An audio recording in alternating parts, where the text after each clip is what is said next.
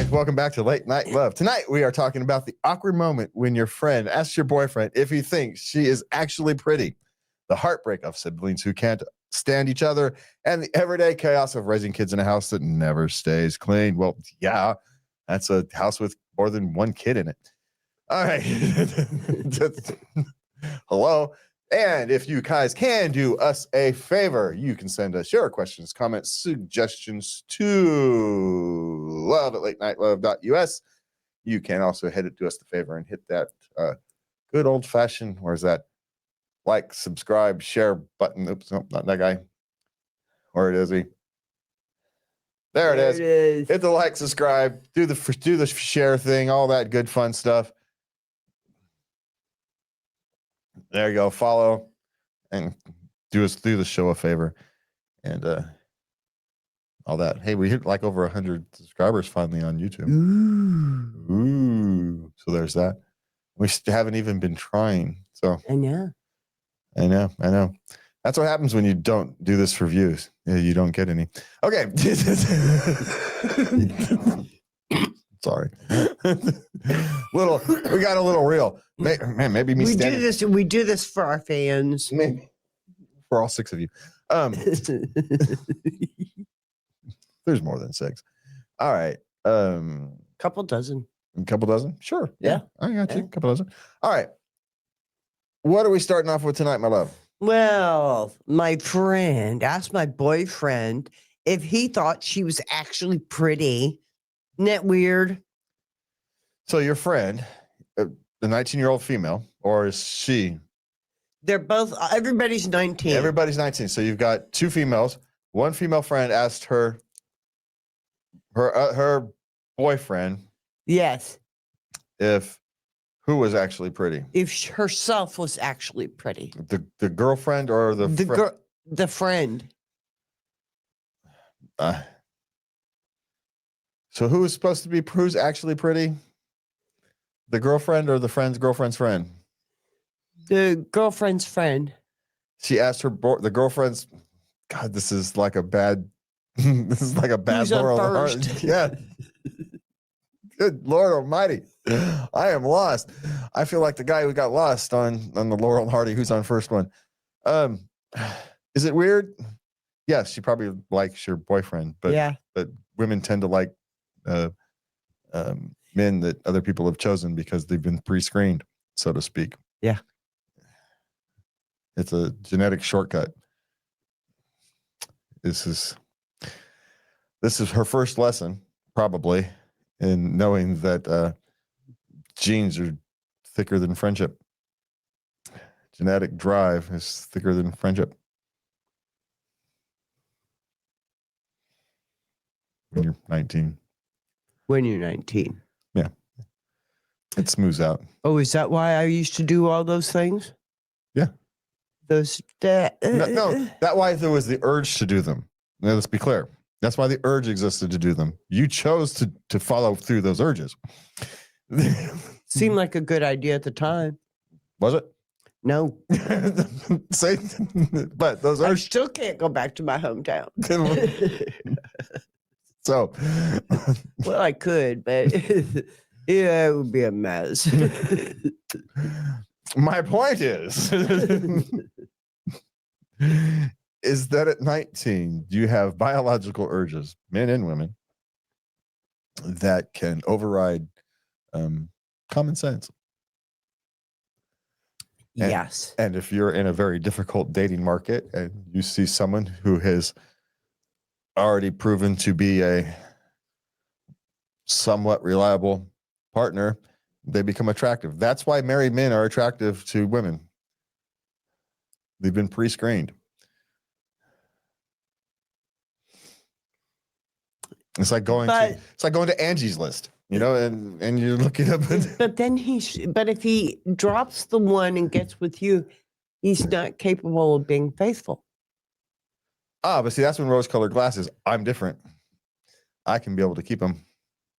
If she was a better wife, she would have been able to keep him. So I'm just better. Hubris, man. Hubris will get you to do all kinds of stupid things. You were young. I can pull it off. Come on now. You know the script as well as I do. It'll go okay. It'll be fine. I'm different. Oh yeah, I'm different. I'm different. I have skills. Yeah, I'm better than everybody else. Maybe, but yeah, this has got nothing to do with you, actually. It doesn't. That's the problem. Has to do with them. So, well, not necessarily. I mean, there's plenty of times that has worked out for people, you know. I know. Good, bad, or indifferent, it has. So, what does that mean in the grand scheme of things? Don't know. I've also seen the second one turn out bad, and the guy who just felt so guilty, he just stayed. Yeah, and it's life is a coin flip regardless. But you know, the reality is every time, okay, I'm going to mix my metaphors now. But every time you roll the dice, you got a chance of coming up with craps. I'm about coin flips and rolling dice in the same thing. Okay. I mix my metaphors a lot, but that one was terrible. That was so terrible. Even I had to call it out before I said it. I'm sorry, everybody. That one, I know I mix metaphors a lot, but that one was awful. That was so awful. I would have changed it if I was smart enough. Okay. What's next? Okay, my son absolutely hates his younger sister, and I don't know what else to do. He's 12, and the little girl is 10. Me and my sister hated each other at 10 and 12. We're perfectly fine with each other now. I'm not sure that's the best way to describe a brother and sister relationship. We're perfectly fine, but, you know, it's better than the alternative. My sister and I were notorious in the family for fighting. And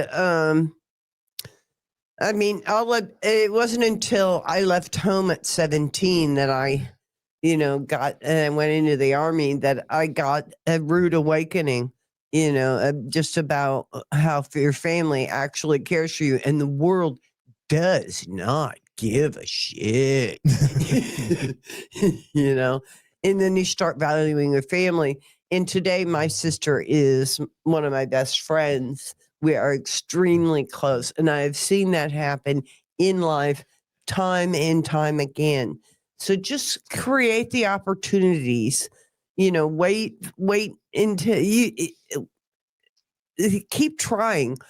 Don't give up, well, but have some realistic expectations of your efforts. This is a long-term project. But also understand his perspective. He was 2 years old. This little thing comes into life and sucks all of the attention away from him. Right at 2, right when theoretically he needs attention.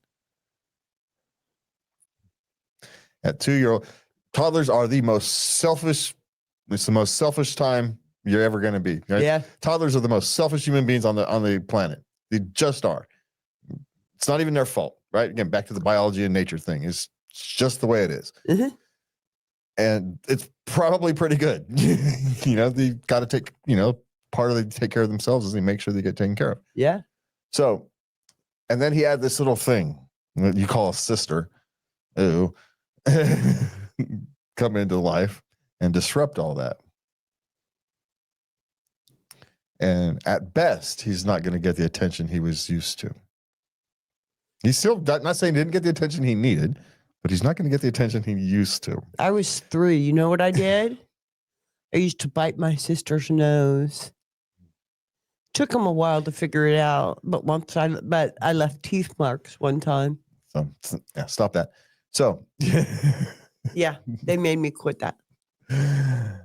And so, one of the things you can do is help him understand where that emotion actually comes from.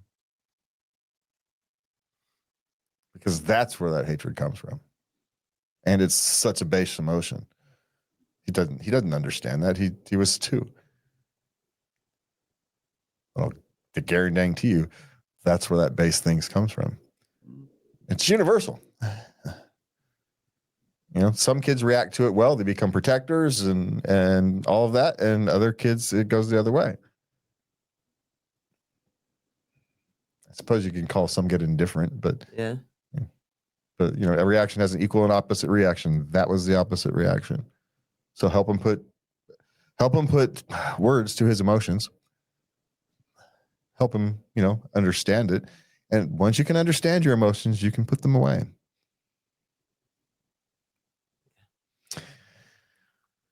And when they get adults, teenagers, they go through experience teenagerhood together. They'll fight like cats and dogs, but once it becomes adults, 7 out of 10 times they work it through. I'm not going to promise you, oh yeah, they'll be fine. No, 7 out of 10 times they manage to become a, relatively healthy relationship as adults. If you can manage to pull it off, congratulations. But if you don't beat yourself up. Yeah, do not. Sometimes you've got, personality conflicts that cannot be resolved. And I have 3 girls, and they all talk to each other, but as they grow through life, sometimes they're closer to each other than other times. And that's just the ebb and flow of life. Yeah. Just life is life. Yeah. Yeah. Okay. How messy is your house on a regular basis? She has an 8-year-old and 2 4-year-old twins. Well, when there was one set of 4-year-old twins. Yeah. When there was 3 in my house, it was never what you would call clean. There was always toys, or it was lived in. Right? You had 5 people living in a 2-bedroom apartment. It was never going to be clean. Right? You could be picked up for about 10 minutes. Yeah. The counters, you could, everything could be sanitary, but it was never going to be clean. There was no time where something wasn't being used. So how is it going to be clean? The only time when stuff would go through that would mean everybody's asleep, which didn't happen all that often. Everybody asleep at the same time because I had my own weird work schedules. So it just is. Here's the thing: just keep a lid on the chaos. It is when you've got that kind of thing. Just keep a lid on the chaos. At 4, the twins can start picking up after themselves. At 8-year-old, they can start helping doing some chores, some of the light chores, which will be fine as long as the twins are, picking up after them, putting their toys away a couple times a day. Yeah. Yeah. Yeah. It's almost lunchtime, and allow them to leave a thing out. If they're actively working on a thing, honor that and let them leave that out and put everything else away. Yeah, if they're working on a whole Legos village, don't make them tear it down, No, they may come back to it, they may not, but honor what they're working on, actively working on, but make them put everything else away. Would be my suggestion. Not that I was ever able to accomplish that, but as a goal. Mm-hmm. Yeah. Life isn't Martha Stewart. You're not a magazine shoot. You're living in some place that you have to live in and exist in, and it's essentially like a workshop, a house with 3 young kids. You're in a workshop. It's a work zone. It's never finished. It's always in motion. And so the best you can do is just put things away as best you can, empty the trash as best you can. And if you don't feel like doing it one day, it's all right. Just accept that you're going to have more to do tomorrow. Yeah. It's okay. Yeah. Some days, well, that's tomorrow me's problem. That's, And this is all about children. It's about managing chaos. It's managed chaos, raising children. Yeah. Yeah. So realistic expectations, my friend. All right. So what is next? Okay. Next, I don't have a question. I have a very tender story. That's a win. Okay. That this parent had to share. All righty. We'll take wins here. Possibly the best Christmas of my whole life. My daughter 5 woke me up saying that the presents were here and she was on the good list. We went downstairs and my severely autistic son called me and my husband mommy and daddy for only the second time in his entire life. He opened presents for the first time in his entire life, communicated a want, brought us a present he wanted us to take the box off to play with. Both kids loved all their presents, and we played most of the day. Had a great lunch and dinner. Overall, one of the best days we've had in a long time. My heart is full and happy. Just wanted to share. Christmas magic. Christmas magic. There you go. Who says Santa Claus didn't visit that house? There you go. Santa visited that house. You know, Santa may not be a fat guy riding a magical reindeer, but Santa visits everybody who believes in him. Yeah. Some way, somehow. I'm a mess, you know. I told you I cry at the drop of a hat. So I'm a tear upper. It is what it is. So happy stories, sad stories. It is what it is. That's why I'm good at this, by the way. I can relate to people. I feel these things deeply. Yes, you do. Okay. Okay. A female 20, she's 26, he's 24, he's 40.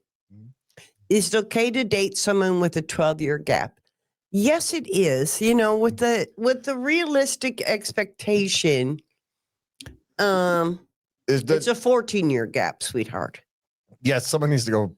Common Core math didn't work for her, but maybe he's a young 40, she's an old 20s, 26. You know, but you know, when things start getting serious, the question has to be asked first. You know, children.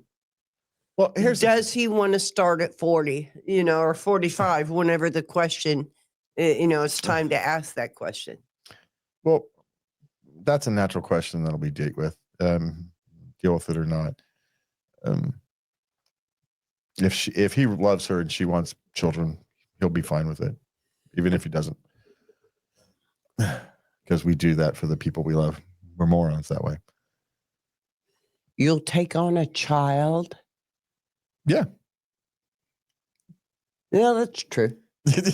Duh. I did that. What am I talking about? Yeah, I did it 5. Hello, McFly. Yeah, you will. You'll take on a burden, even if it's not yours, for the ones you love. Of course you will. It's not even a question. And they weren't my children. This would be his child. So, anyway. So, is it okay? Is it okay to you? You're a grown adult. He's a grown adult. It's nobody else's. It's your gift. Flipping business.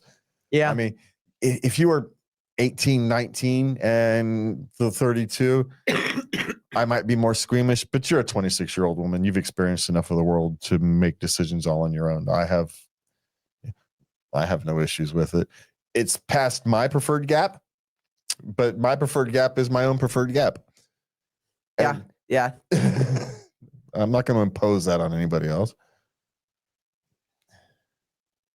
So there. You know, I've dated younger when I was dating. Yeah. And there's just no frame of reference. I'm younger. For a lot of, you're 9 years younger. I'm talking about 14 years, 15 years younger. Yeah, you need to have an old soul, right? But experience wise, you know, and I could see I was going to have to be a teacher, and I am not up for that. Well, I want a partner. I don't want to have to be grasshopper. Yeah, you know? That's why it's okay to everybody have their preferences. The world is a complicated place, and there are different people have different wants, needs, desires. Yeah. It's a freaking miracle 2 of us ever managed to get those things. I'm telling you, man. So it's a wonder anybody gets together. So the fact is, it's close enough for government work is my answer to that. Is it okay to you? Is all that matters. Yeah, that's all that matters. That's all that matters. Yeah. So, and historically speaking, a 12, 14-year gap from a man to a woman is not that big of a deal. Mm-hmm. Especially ones who's at that age, that age range, 20s to 30s. It's women like a successful man. He's already established. That's why they're attracted to 40-year-old men, and a woman who's in her mid-20s. She's theoretically educated, gone to school. Yeah. So you can interact. You can have a meaningful. They can have conversations. Meaningful conversations. She can actually help. As a useful partner. Yeah. While at the same time still being of childbearing age and start a family. Mm-hmm. And especially these days, 40 is not too young to start a family. Too old. Not too old. Yeah. Yeah. So, especially when people are living to 80, 85. Mm-hmm. So, yeah, if it's okay to you, go for it. It's my there. How's my for an answer? I think it's nobody's business. Well, that too. Okay. Yeah. Okay. This next one, this family, oh my gosh. Okay. They got a 3-year-old. He's got his own room, and they are ready to move him from their bed into his bed. Should they buy him a twin or a full-size bed? Well, let's see. He's gonna break it, so just buy him a cheap twin. Yeah. He's gonna jump on it and break it. Maybe even just a single. Yeah. Yeah, because he's what, 3? He's toddler? 3. Yeah, get him a little small toddler bed. Yeah. Yeah. That's what my suggestion. Because there's 2 possibilities about when you get a real young child and put them in a big bed. A, they can feel nice, comfortable and things, or they can feel lost. Mm-hmm. Because everything's so far away. So get a toddler bed. Nice little small. I guess it's not even a single. It's a little shorter. They're smaller. not very expensive. And they're close to the ground. So if they fall off, they don't hurt themselves. Yeah. I think that's probably the way to go. I agree. So we came up with a C solution, not A or B. C. Yeah. I get what they're thinking. They just want to get them a bed so they don't have to worry about it for a while. But when he gets bigger, that bed lasts for 3 years, and then you get him a full-size bed that he can last for until he's in his teenagers, and you buy it again. You probably get him a single until he's a teenager, and then get a full-size bed. Yeah. If you really wanted to. Yeah. Okay, this one. How to deal with lying. She has a 14-year-old boy, or they do. It's mom and dad, and they're just at their wits' end. They don't understand this. Basically, he's 14. He thinks his life is none of your freaking business, and if he has to lie, he will. Yeah, well, he's lying because he wants to get what he wants, and he knows that for whatever reason, or he believes it may be false knowledge. So let's say, just because he thinks of something's going to happen doesn't mean it is. Yeah. And so he thinks he can't get his way by being honest. So he's going to try to be manipulative. And so the best way to deal with it is really, you're not going to stop him, but you can let him know that it's not working. Mm-hmm. Just, that's my only, because he's 14. There's not much you can really do. No. But you can let him know that, I'm not an idiot. Just because I let you get away with stuff doesn't mean that was actually one of my most effective tools with my boys is just because I let you get away with things doesn't mean I don't know. And doesn't mean you're not going to pay a price. And then when they don't get a birthday present or a Christmas present for a year, then they know what the price is. I'm rude. Nature has many consequences. And again, sometimes the best thing to do is nothing. The answer is no. Awful lot of times. Okay? Lying has consequences. Those consequences are, I say no. When you need money, no. When you need a favor, no.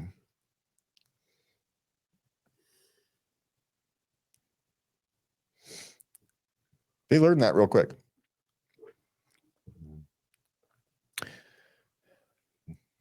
When honesty becomes more effective than lying, they learn honesty. So, That's how you deal with it. Don't fight it, because then you're fighting a different battle. Fight the battle you want to fight.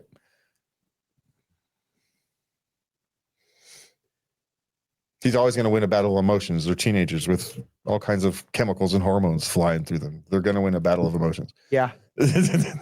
You can't fight that. No, sorry. So don't.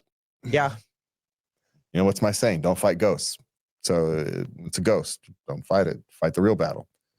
You're teaching him long term that the honesty is what pays. So when he is honest with you, you catch him being honest, reward that. And don't reward the dishonesty. Yeah. You don't necessarily have to punish it. Just don't reward it. All the benefits, all the pluses in your life go away until you can be honest. And then you start adding them back as you get rewarded with honesty. Mm-hmm. What happens slowly over time. There's not going to be a light switch. Mm. It is not. You don't want it to be. You can't trust a light switch. No. So, okay. All right. That is love. The highs, the lows, the messy houses, the beautiful breakthroughs, and the questions that make us rethink everything. Now, let's head into the territory where things get even more complicated. But before that, me and Levy want you to have a good night. And please remember to love everybody.